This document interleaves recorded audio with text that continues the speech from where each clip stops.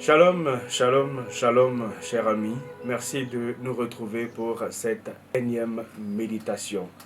Matthieu 18, verset 3 fera l'objet de notre méditation et il sera intitulé « L'enfant, un pédagogue ».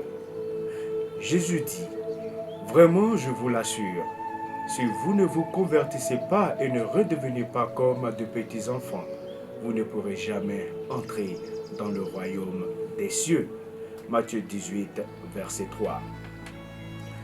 Dans la société antique, l'enfant symbolisait celui qui n'a ni pouvoir, ni statut, qui ne sait rien, ne possède rien et ne peut gagner sa vie. En toute confiance, il s'attend à ceux qui s'occupent de lui pour devenir un chrétien authentique. L'homme doit renoncer à ses projets de promotion personnelle, son désir d'être supérieur et prendre la position d'un petit enfant. Le Seigneur propose une échelle de valeurs toutes différentes. Le plus grand, c'est le plus petit, comme ce petit enfant qu'il place devant ses disciples.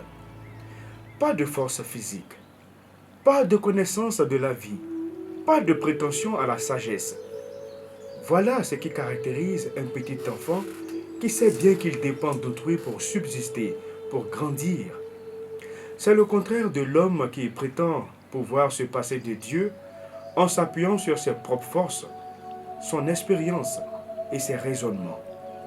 C'est le contraire de l'homme qui se croit totalement libre et qui est fier de l'être alors qu'en fait, il est manipulé par le diable. C'est l'expérience d'un groupe qui se dirigeait vers des marchands ambulants dans la ville de la Terre Basse.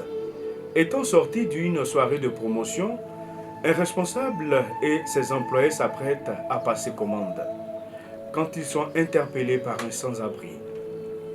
C'est l'expérience d'un groupe qui se dirigeait vers des marchands ambulants dans une ville. Étant sorti d'une soirée de promotion, un responsable et ses employés s'apprêtent à passer commande quand ils sont interpellés par un sans-abri. S'adressant au responsable, il l'interroge.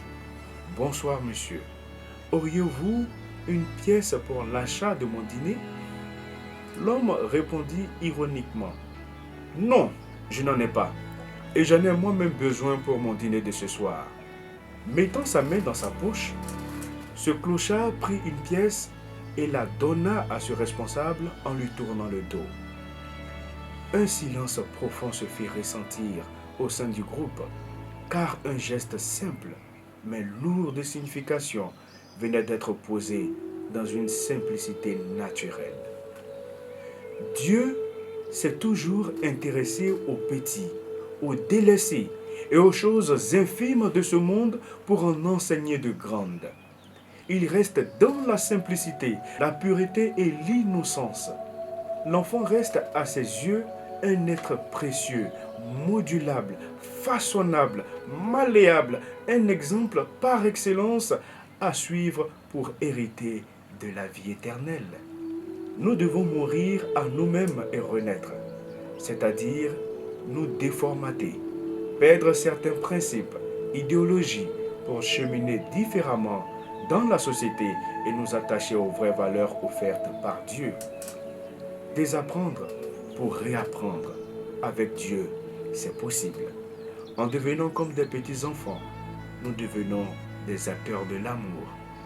Prions ensemble. Père céleste, apprends-moi à rechercher les vraies valeurs et à devenir comme un petit enfant, afin d'être un agent ici-bas. Que Dieu vous bénisse.